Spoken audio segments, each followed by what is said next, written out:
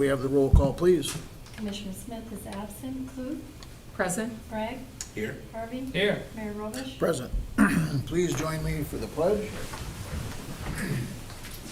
I pledge allegiance to the flag of the United States of America and to the republic for which it stands, one nation, under God, indivisible, with liberty and justice for all. Thank you. Move on to the approval of the agenda. Does anybody have anything that I missed for the agenda this week? Motion to approve. Second. Roll call vote, please. Clute? Aye. Bragg? Aye. Harvey? Aye. Mayor Robish? Aye. Public forum. Public forum is limited to a maximum of 3 minutes per person. Please state your name and address for the record. Is there anybody in the audience here for public forum? Seeing none, any commissioners have anything for tonight? Okay.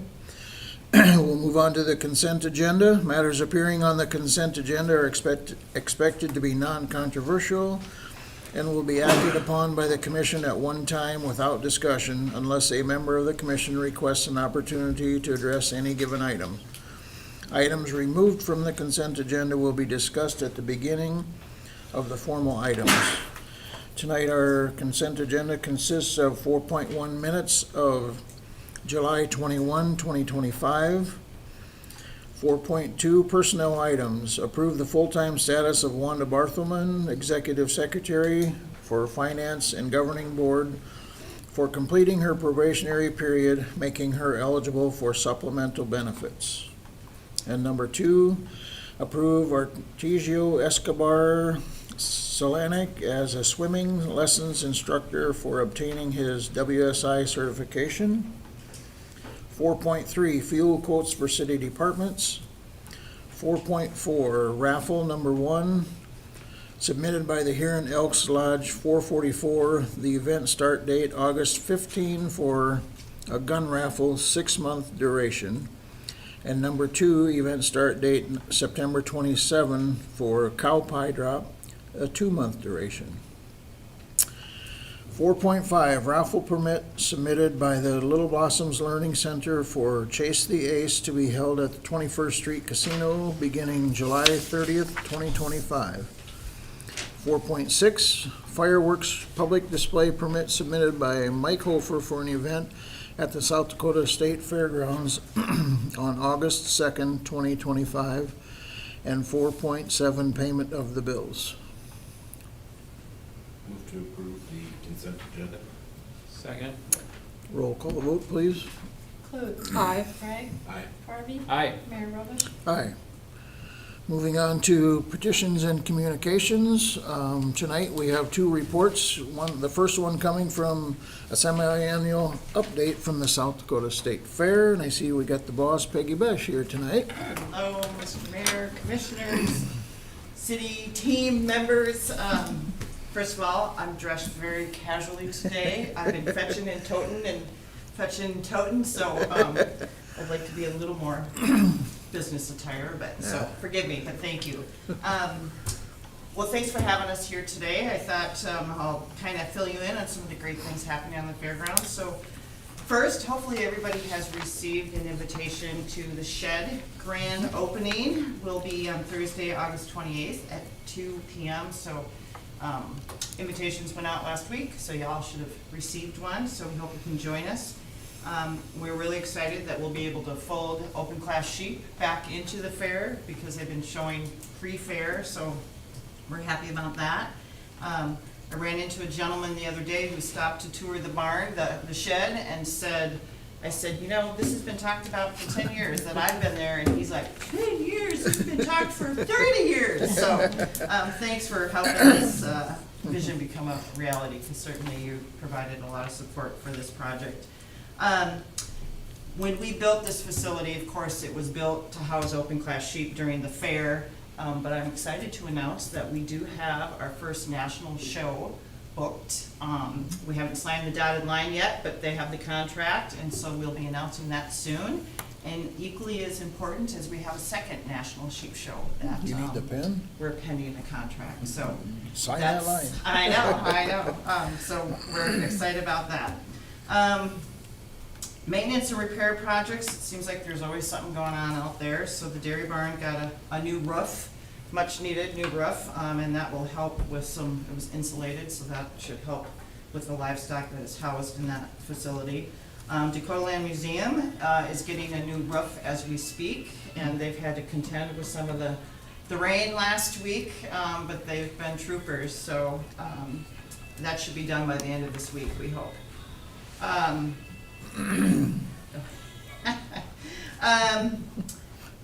Thanks to a green energy grant that we got from the state, we were able to switch a lot of our buildings over to LED lighting. So the dairy barn, the FFA Ag Adventure Center, Norby Hall, the tech center, and the poultry barn were all upgraded. And there's a second round of funding that we're applying for, so hopefully we can continue to help with our utility expenses. The food court, the tap house, and the wine pavilion, if you haven't been by there, are all getting new siding right now, so hopefully that was supposed to be substantially complete by the end of this week, but we have some delays in materials, so they'll be open for fair, and hopefully they're done, but we'll get through that either way. We've also been working on improvements underneath the grandstand in the VIP area. We've been just kind of using stuff we have, including wood from the building we just tore down with, thanks for the help from the city today, a call that helped us clean up that mess, the feed and forage building. But just trying to enhance that atmosphere to be a little more inviting. And then we're working on the information center and the mother's room, and it's been kind of not a very welcoming space, and so we're working on upgrading that room as well. And then certainly the campground water and sewer project has been in progress all summer. It was supposed to be a 2-year project. They should be done before fair this year, completely done. So a lot of our campgrounds got upgraded with sewer, and certainly the satellite sites got sewer and water, so that'll certainly enhance that experience for those fair goers. Non-fair time events. So last year in 2024, we hosted 291 events, which was a 33% increase over the previous year, representing 562 days, and that was up 34% from 2023. And certainly the DEX has played a big role in that increase in activity. So of course the highlights were Wheel Jam, Agtegra's Customer Appreciation, PRCA Rodeo, South Dakota Summer Spotlight, the SDRA Finals, Mooney and McGurr Invitational, and of course the MX at the DEX. So events coming up, so we just got through Summer Spotlight and they rolled out yesterday, and so now we're flipping the grounds. We have 4-H Achievement Days moved in today, so they'll be there the next few days, and then Agtegra Customer Appreciation is this weekend. And then South Dakota Senior Games, they'll be around town, but they'll be out of our facility as well on August 7th and 8th. And then we will focus on the fair. And we are focusing on the fair in between all that, but so following the fair, then in October, well, the end of September, actually we have the SDRA Rodeo Finals. They've typically been in October. They're going to be here in September. And then in October, we have Smashing Cans Barrel Race, the VFW Hobby Fair, and Harvest Fest.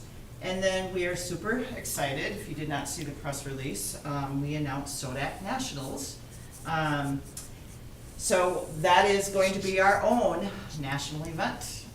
It'll be an event that will be held this year, believe it or not, on October 10th through the 12th. It's a junior rodeo, so we know the window's really tight, but we've been able to target some of the other national shows across the country to get our message out.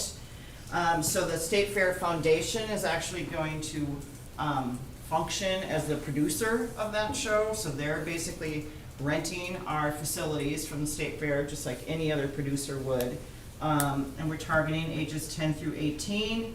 We'll have all of the traditional rodeo events, and then some some very appealing prizes, 15,000 in cash prizes, and then custom saddles, buckles, hats. I'm looking at Pauline, because we just had our first meeting last week with the committee that's going to help pull this off. So, you know, it'll take time to grow, but it's something we own, and I think it'll be pretty exciting. So we're excited about it. Someday, maybe there'll be a Sodak livestock show. So, following that, we'll have 3L roping state finals the end of October. Then we roll into November. We'll have a Little Britches rodeo, and then Moody Bagura bull riding and breakaway over Thanksgiving, and then we'll start with MX of the Decks again in December. So lots of activity going on. State Fair, August 27th through September 1st. Some of the highlights we unveiled, or I guess we did a press release recently on Wednesday sensory friendly morning. So from 8 to 12, we're kind of toning the fair down a little bit. So we have some programming, special programming to accommodate folks with sensitivity, sensory sensitivities. So the carnival will have a window where they'll have some rides where there'll be no lights, no sound, so folks can take part in that. We have a variety of personal interactions with animals, therapy dog, those kinds of things. Just a whole variety of things. So we've got a lot of support from Huron Public Library, Center for Independence, True Reflections, Counseling, Move You out of Sioux Falls, South Dakota Disabilities. So we're excited about it. We purchased a calming cottage that'll be next to the horticulture park in the backyard.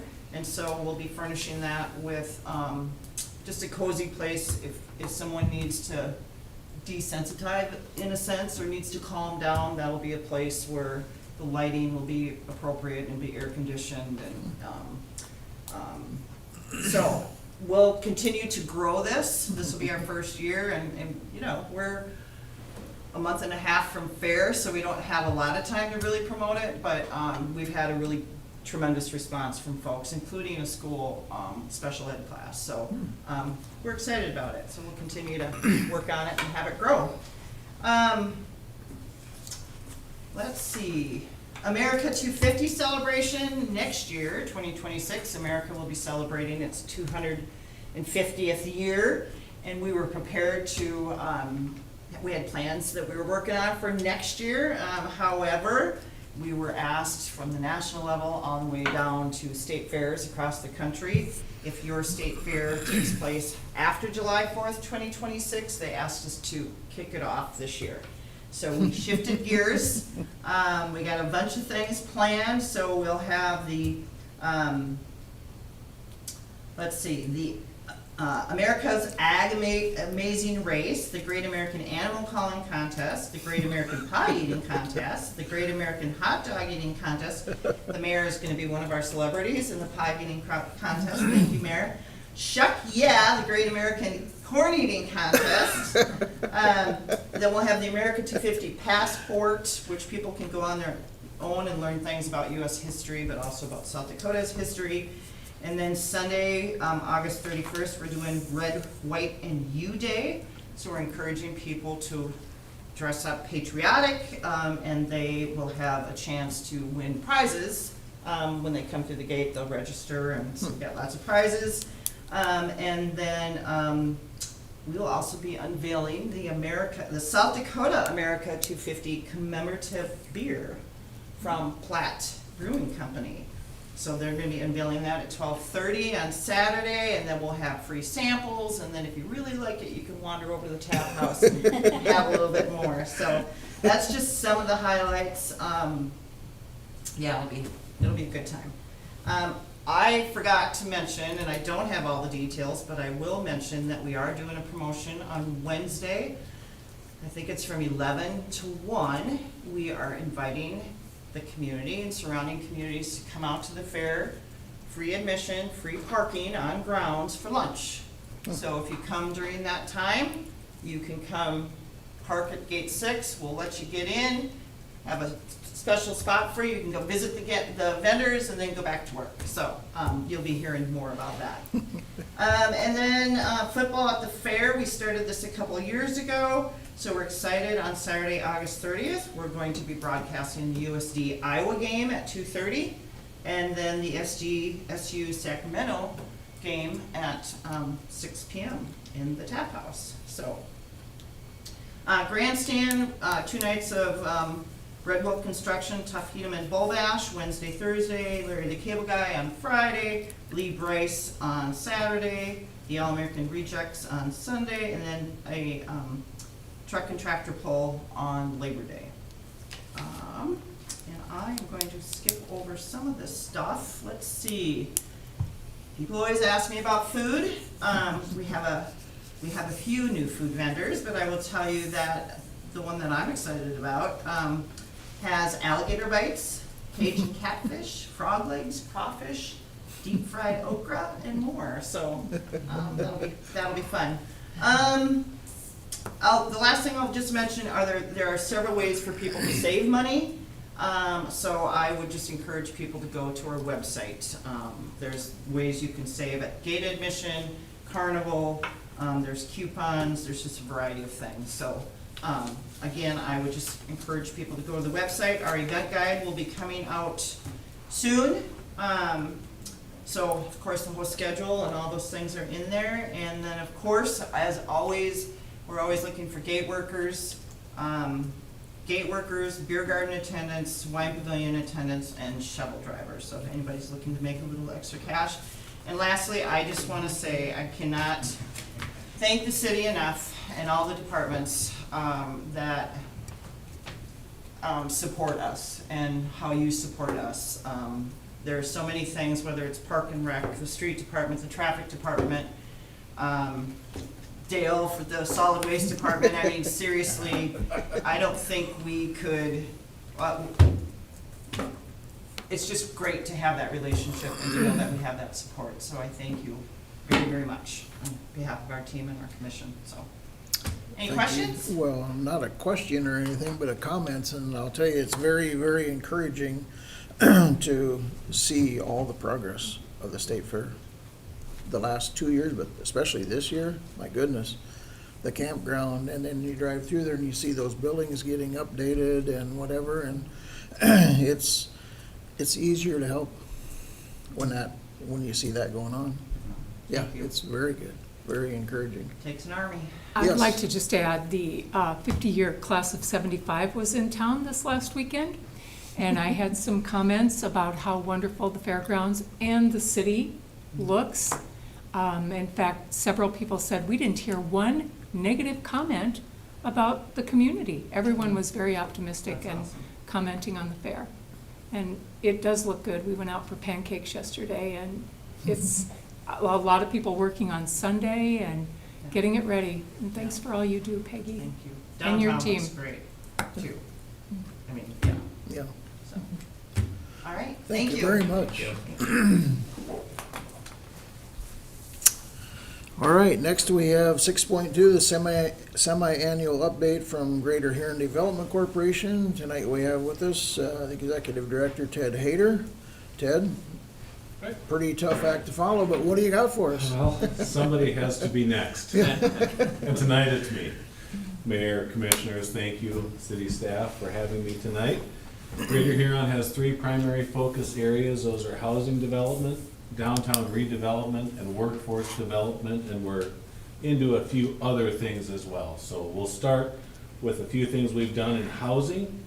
Southtown residential, we started with 62 lots in that development. We have sold 18 of those 62 to date. We have 2 governor's houses that were sold in 2024 that we developed on those lots, both occupied by young couples. We had a governor's house delivered today. It was delivered, set, and they put hurricane clips in place to keep that thing from moving, so that is done. We have another one being delivered next week, and we have 4 more on order that will be here in the following year and the year after that, we anticipate. Governor's House is a house built by the prisoners in Springfield. You have to income qualify to purchase one, so just rough numbers, if you're a single or two people in a family, your income has to be 70,000 or less. Three or more, 80,000 or less. And if you're retired, it's based on your net worth at retirement. So the purchaser that we have for the first house that's moved in as a retired person, her husband passed away a little over a year ago, and she qualifies for the program, fits perfectly for her and meets all of her needs. The next one, we have a couple interested parties, but nobody has signed a purchase agreement. We anticipate those houses to sell for, just as a rough range, of 250 to 300,000 after all of our development costs are finalized.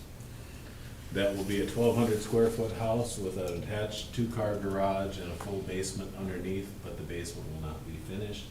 Limited landscaping, we'll plant grass, and that'll be about it. When it's done, we don't intend to put in a sprinkler system or anything like that. Dogleg Court up on the north side of town by Broadland Creek, a dozen lots in there, 9 single family, 3 duplex lots. One of those is sold and a house being built. The curb and gutter is in place. Asphalt could be done here in the near future depending on the asphalt paving schedule. They're working outside of town right now, and if they can slip away for a day or two, they can get that done. Otherwise, it would be done in the fall. Our first career and tech ed house with the high school program that the kids build is going to be put on one of those lots in Dogleg Court, and we're working on some final design options of what that house would look like, how it would sit, and make sure everything fits and meets the program and is in line with the covenants of what's there. We've looked at a couple of different options that the kids have built in the past for houses, and we're looking at something similar that exists in Broadland Creek Court today, where you would never know that that house was moved in, just the way it looks. It's one of the first houses you see when you drive directly into that development, and we'll see what those numbers are in probably a week or so with materials from Builders First Source. Those lots sell for $35,000 a piece. The cost to do that development is about $1.1 million without tax increment financing, without a grant from the state. Those lots would have to sell for over $90,000 a piece. So that's what the difference in that funding makes for those sale of those lots. Peaceful Pines is open with 61 units. There are 20 apartments essentially for senior living, 21 assisted living units and 20 memory care units. And when I spoke with their manager last, they would like to be fully leased up by the end of 2025 and are hopefully on pace to meet that goal.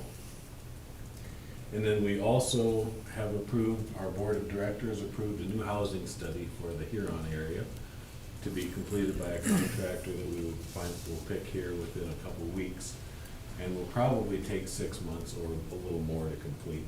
Huron's last housing study outside by a consultant was done in 2013. It was updated by myself and Ralph Borkowski a couple of times since then. It's just time to have somebody new from the outside come in and take a fresh look at the community, sit down with a bunch of interested parties, do some interviews, and determine what our needs are. And we're working with the Huron Housing Authority to get that done.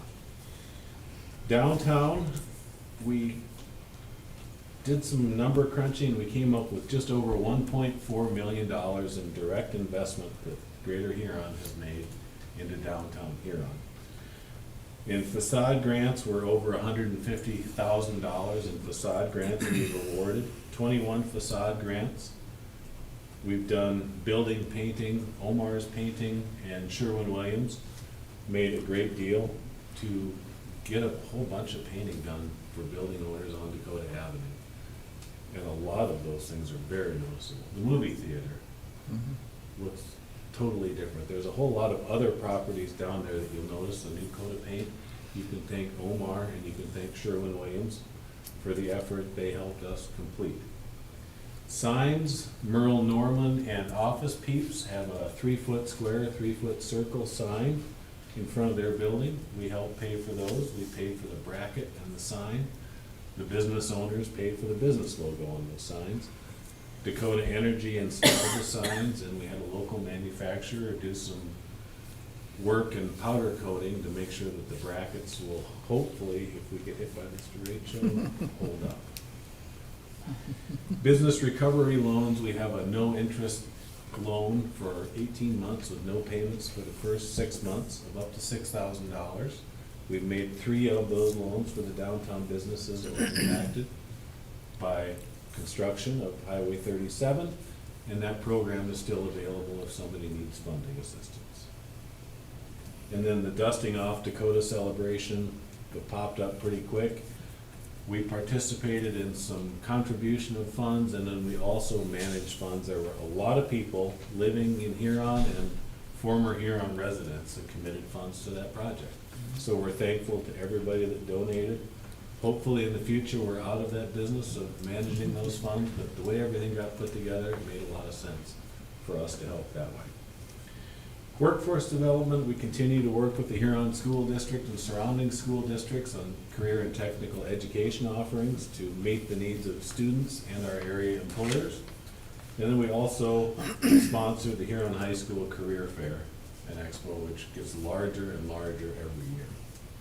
Other things that we've done in the last year, the fixed-based operator at the airport, which a lot of people aren't aware of, but that's private aircraft in and out of the city of Huron's airport. They help service those.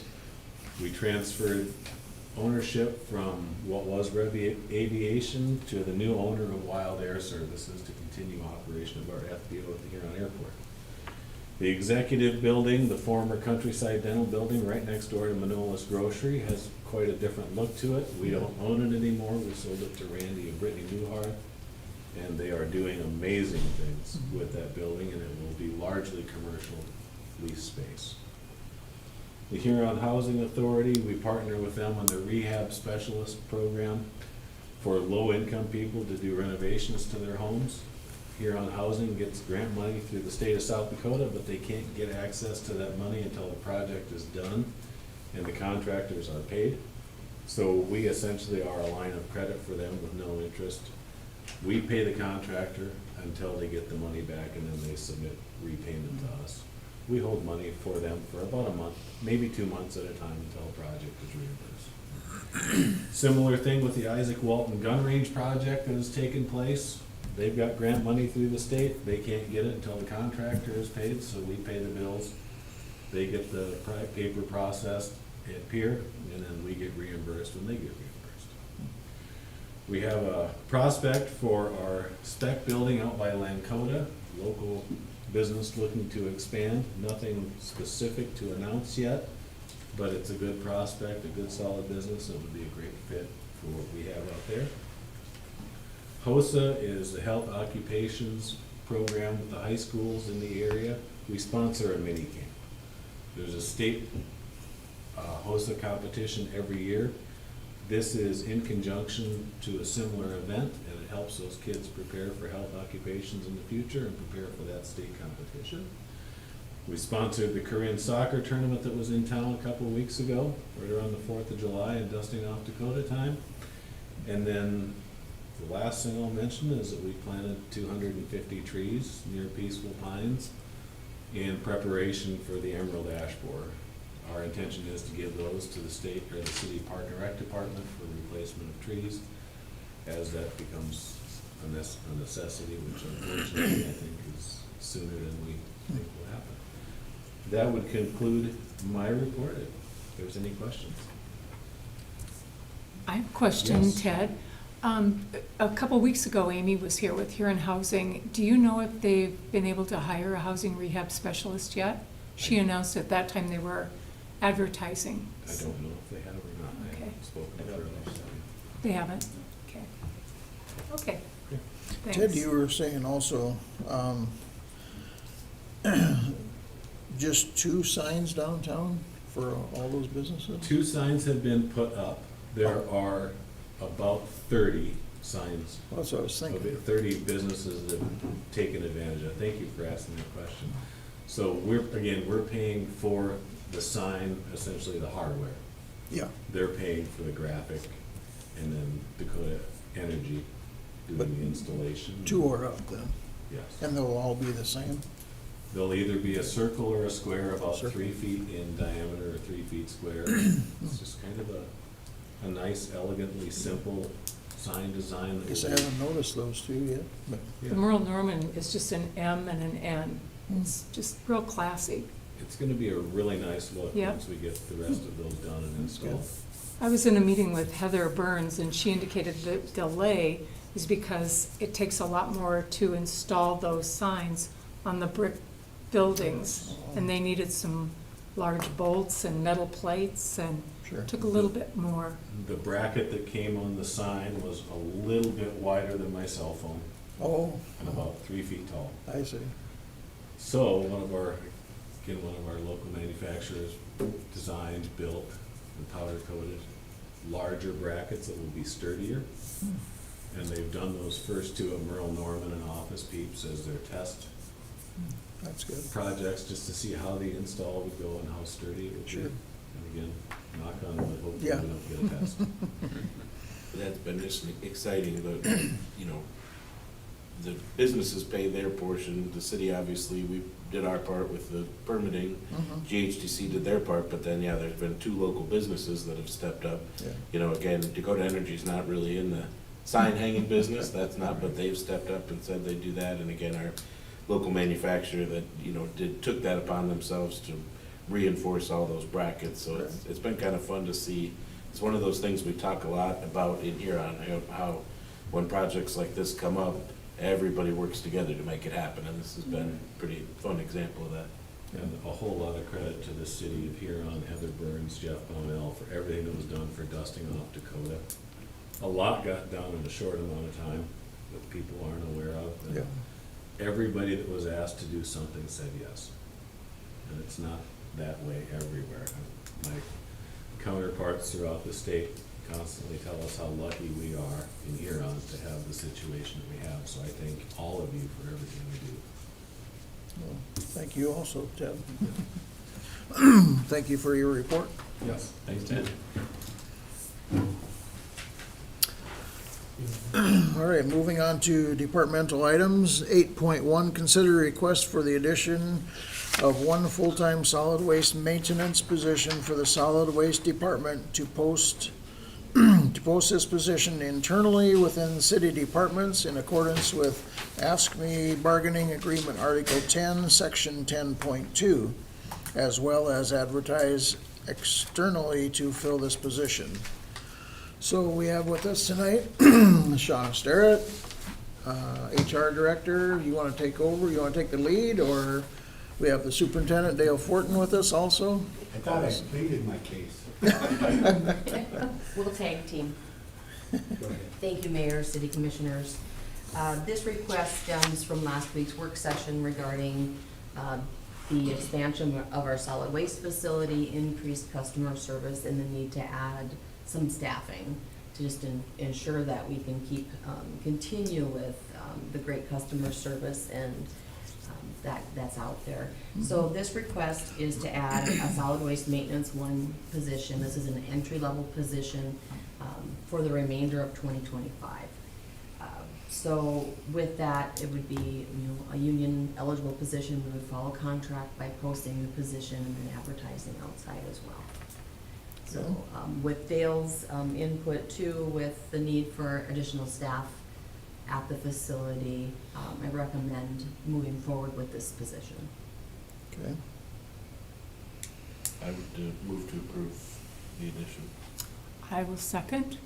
Okay. Any questions for Shauna or Dale right now, or? So, one, is this person is just gonna get you coffee, or will they do something else? I was in the truck most of the day, so I don't know. No, this is very much needed, certainly with the way things have been running and the continued services that we've offered. But just so we're clear what we're talking about, once we put this in for the remainder of this year, this is gonna be the norm. So, for future budgeting purposes, I'm assuming that that's the way you're budgeting for next year, Pauline. If we approve this now, this would be. It is. Yep, it's in the budget. Can I talk? Okay. So, next year, I wanna, and I talked to Pauline already, and it's a little back and forth, but, and I don't wanna hire for the what if, but I want to make basically some rate changes for the what if. So if some of the things, and even things we talked about, happen, not only with the other business in town, but some other ones that are coming to town, the added waste, if those happen, they will just happen. And with the volume that comes through, it is almost impossible to keep up. So burning out staff that I have has really been a problem lately, and we've been managing to stay on top of it.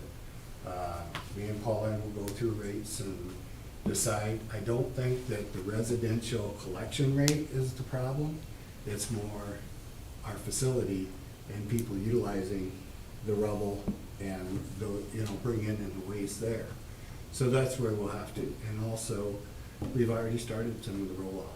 So, that's what most of the day I was in the morning, hauling roll-offs in, dumping them. So that revenue is coming in.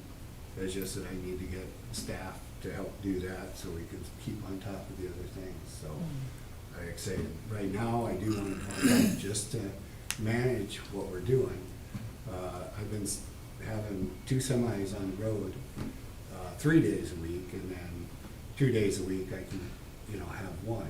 But those other 2 days, you just never know with the volume that has been coming in. So this one employee right now will kind of get us so that, okay, we're going to stay above water with what we got going on with the process.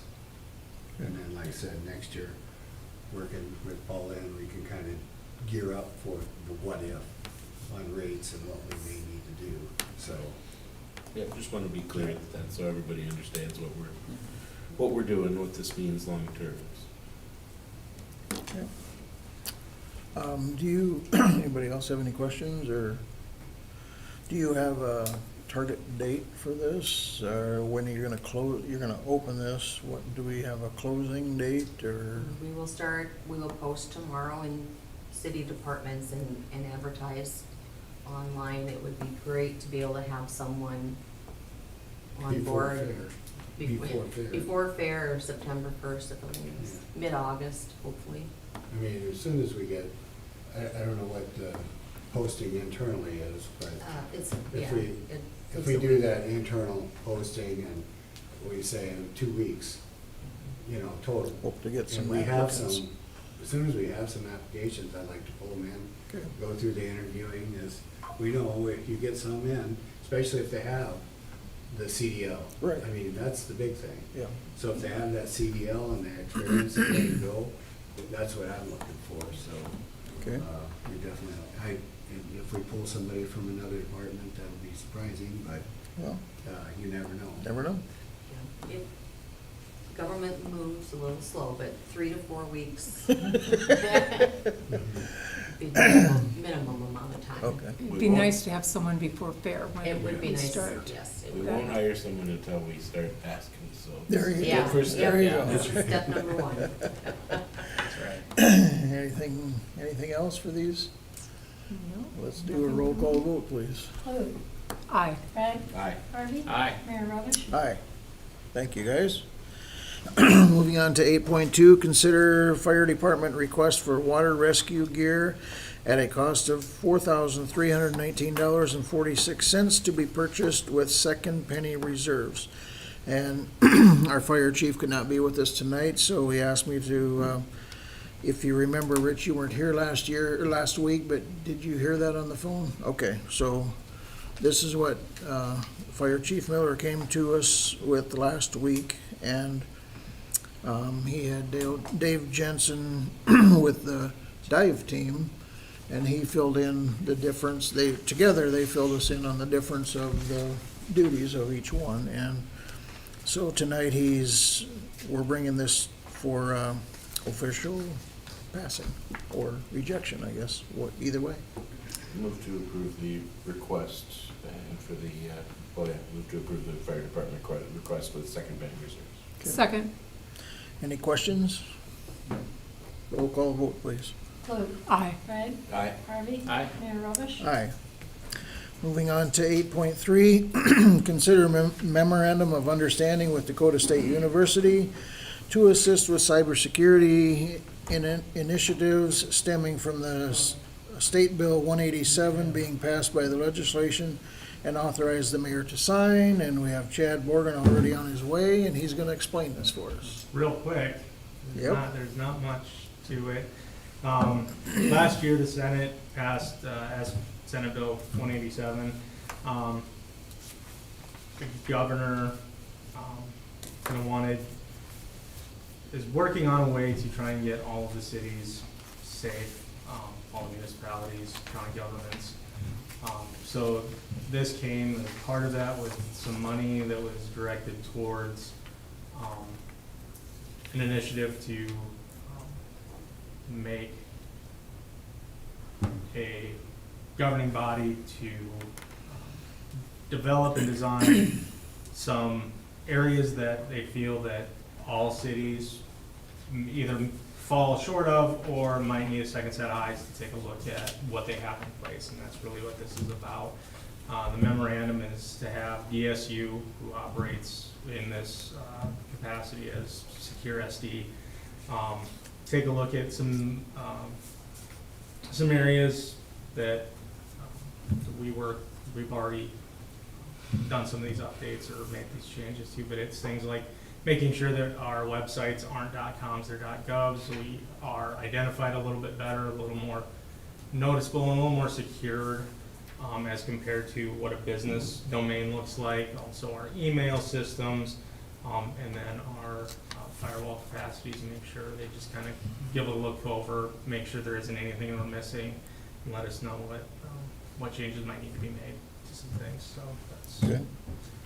what this is. And in the MOU, it doesn't really state that they're funding anything, but it does look like it says that there is an option if you don't have enough funding to cover the cost for equipment upgrades, that they will try to work with you to get that done. I don't know that our situation is like that. I think that's meant more for the second and third class cities in the state of South Dakota. We're pretty well covered as far as having some funding for what we need to make sure that everything is safe. Okay. Recommend commission to approve and let the mayor sign. And make a motion to approve? Second. Any questions for Chad? So there's no cost. There is no cost to the No city for cost. this. I And had the think good Rhonda fortune was- to attend the municipality meeting and heard Mike Waldner explain this entire thing. I was texting Pauline during the meeting. It is something we really need to, During the meeting? yes, I was. Oh. Going, Pauline, have you heard of Secure South Dakota? She's used to that. Yeah. And it is a great program. I believe it was $7 million that the state had allocated for this program to make sure city emails are safe and secure, and I think it's great. I'm just going to add a quick add to it. It is supported by the South Dakota Municipal League and the South Dakota Public Assurance Alliance. So, There you go. Okay. Let's do a roll call vote. Clute, Aye. Wright, Aye. Harvey, Aye. Mayor Robish. Aye. All right, moving on, thank you, Chad. Moving on to 8.4, consider approval of the engagement letter with Aaron Scheibe of May, Adam, Jurdes, and Thompson LLP to provide legal services to the city of Huron, and authorize the mayor to sign. Once again, I'll ask Shauna Starrett to come up, and I think yes, there he is, he's on the screen. Can you hear us, Aaron? I can hear you just fine. Can you hear me? Yeah. Should I turn the mic on? Oh, it's on.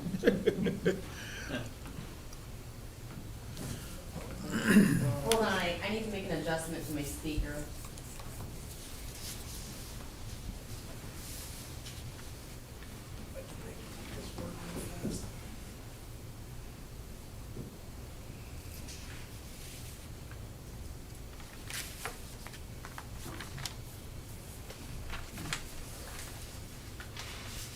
Maybe it is on there.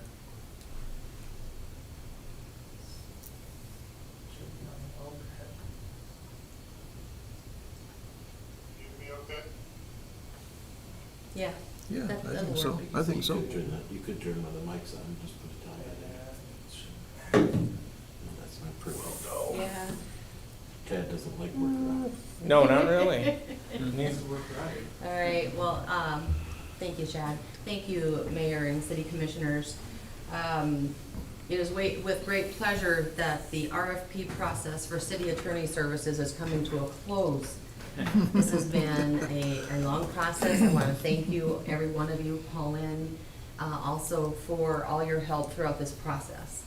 And my recommendation is that we enter into a letter of engagement for a multi-year contract with Aaron Scheibe of May, Adam, Gertis, and Thompson. And Aaron is also here via Teams. So I am asking the city commission to approve the letter of engagement and to authorize the mayor to sign. I will make a motion to approve and authorize the mayor to sign. I'll second. Okay. Any questions for Sean or for Aaron on the stream there? Aaron, good to see you and glad to have you aboard. Good to be with you. I'm glad to be aboard and looking forward to working with you. By the looks out the window there, you got a storm coming in, so I'm not going to delay you any further. Thank you. How'd the triathlon go? How'd the triathlon go? Oh, I survived. All which right. was pretty good. No, it was great. It was good to spend some time in here, and I enjoyed it. There you go. Thank you. Anything else, Shauna? No, I have nothing further. Everybody has the nuts and bolts of the contract, so we've been through that, so, Effective August 1st, I should Okay. add that. Effective August 1st, yep. okay. Okay. All right, we have a motion and a second. Roll call vote, please. Klug, Aye. Bragg, Aye. Harvey. Aye. Mayor Robish. Aye. Thank you, Shauna. Thank you, Aaron. Be looking forward to see you here more often. Look forward to it. Thanks. All right. All right, we're gonna go in.